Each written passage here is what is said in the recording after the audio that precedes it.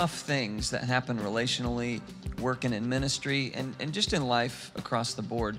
The nice thing is that there are some good things that we can do if we're committed to help those relationships function smoothly. But these are not the easy things. And having successful relationships in ministry has a lot to do with good leadership. And I don't know if you noticed this, but any leadership course that you might have ever taken, or a class like this that deals with leadership, you never see a sign that says, "Come try leadership, it's easy." It doesn't really exist. Leadership's tough. I heard one person say one time that ministry is basically a series of difficult discussions. And I don't know if you found that to be true. If you're dealing with real issues, I'm sure that you are finding that to be true. I've definitely found that to be true. But that's part of the job, that's part of the calling, is to have difficult discussions and deal with things and not let things run on forever and ever that are unhealthy. Here's my basic overall philosophy, is kind of tied into something earlier. 50% of being the drummer in your band is going to be how well do you play the drums, and the other 50%, for some of you, I know this is old hat, but the other 50% is what kind of person are you? How do you deal with other people? Are you positive? Do you think positively? Do you try to lift people up, or do you try to bring them down? And are you going to go, "Oh, lady, you're out of your mind. What are you talking about?" Or are you just going to go, "Wow, I'm sorry that's bumming you out." I found for my career, it's worked in my favor to kind of be the one that is the no drama guy. You know, what do you need for this? I mean, "Oh, whatever you've got." And you kind of, Lincoln Brewster and I were talking about this earlier. You can have guitar players that say, "I'm going to have this pedal and this and this amp and this chord and this has to do this and this." I think in his earlier clinic today, he said, "Bring me up your guitar." And I think, knowing Lincoln and how amazing he is as a guitar player, he probably made that kid's guitar sound a lot like him, like Lincoln. So the more that you can just kind of be the easy person, be the one that doesn't have the ego, check your ego at the door, think about the groove, think about the dynamics, think about being a musical drummer, and just think about trying to be the best, as it is in general as drummers. We have a little bit less to bring to the party than the songwriting, lead singing, guitar playing frontman, you know. So since we can't really bring our songs in lots of times, and maybe we're not the best singer in the world, at least we can do a good job at keeping the groove, picking the right tempo for the song, keeping that tempo through the whole song, really being dynamic. We talked earlier about the blap on the snare drum for bringing the verse down. Just try to be musical and try to be someone that is a team player. And it'll go a long way. It'll really go a long way. Let's raise your arms up over your head.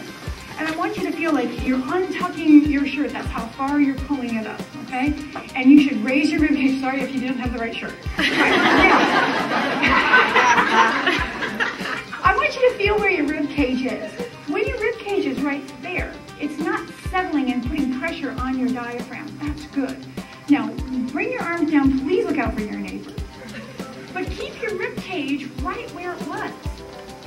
Okay? As your rib cage is right there, now that's kind of where you want to keep your rib cage during singing. But it's really important to relax the shoulders. If you keep tension in your body, it's going to lend toward all kinds of things we don't want to happen. So keep your shoulders relaxed. Keep the rib cage high. You want your feet slightly apart, just because you're going to get better balance, you're going to get a better foundation to sing from. Now, again, it's the stomach muscles that are actually what you're going to feel as you're kicking that air out. And when you fill up, put your arms around your hands around your rib cage and kind of feel it. All right, now take a nice deep breath, and you should be able to feel the rib cage expand all the way back into your back muscles there. Okay, take a deep breath,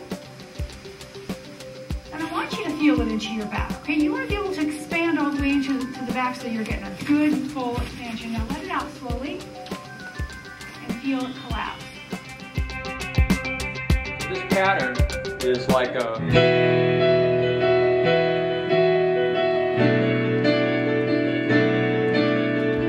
it's like sitting right on top of that 16th note, 8th note groove in the hi-hat. So I'm not only going to practice this, when I practice this, I practice it what I call all touches. You know what that means? So in other words, I'll practice it legato, like I'm going to play it. I'll practice it staccato. I'll practice it dotted. Reverse the dot. So what you're doing, practice it soft, practice it loud, practice it a little bit slower, practice it up to tempo with a drum machine or metronome. So what that does is it just kind of gets your fingers prepared for anything. You know, it's like looking at those patterns every possible way it could look at it. And then when you go back to playing it, you'll be fluent at it. And again, remember that rule. You know, point 9, the practice efficiently rule. In a nutshell, spend 90% of your time on the 10% that really needs it. You know, I think we could, everybody's limited on time, right? I think we could accomplish so much more if we would do that. Just focus on the spots that really need it. Once you see some of the tricks I'll show you today, I want you to walk away from this seminar going, okay, I heard it. I heard what he was talking about. Now all I got to do is go practice and turn some knobs and try to hear it. Okay? Fundamentals in any mix. This is a key element for me. If you've listened to my mixes, you'll know this. The fundamental for me, there's 3 of them. First fundamental, rhythm. The rhythm is key to the modern music. Latin. If you don't have that kind of funk stuff going on, it's not got a Latin feel to it. If you're doing a Chris Tomlin song and you don't have that kick drum doing the 4 on the floor thing, it doesn't feel right. You can have the kick drum sound like this, and it's not going to engage anybody in the room. When that kick drum gets some fullness to it, it feels good. So key element, rhythm. The next one, which is probably equal or greater, is the vocal. See the little shing there? The vocal, because the vocal is, again, the key piece. Here's the deal. Remember I said, what are you going to focus on? The 2 things you're going to focus on when you start your sound check, and you have 5 minutes because we've just started and we haven't taken our worship leader to Starbucks to help him understand that we need more than him just starting to sing the song, is you're going to focus on your kick, your snare, and your lead vocal. If you nail those 3 elements and get them sounding good, you have more time now to work on all the rest of the melody instruments that fit in underneath it and surround it. Because as long as you hear those elements, here's an example. When you're in your car next time, take your stereo, turn it down all the way on, you know, whatever your local Christian radio station is. Turn it up real slow until you first hear something. Until you just, I hear something. It will be the vocal and the snare and maybe some of the kick. I guarantee you will not hear the melody instruments at that point. So would that be arguably to be said that those are the loudest things in the mix? Yeah, give or take. I mean, it's all very, very close, but perceptually, those things need to be as hot as possible. Our normal band is kind of what you saw this morning. It starts with drums, bass, electric, and acoustic.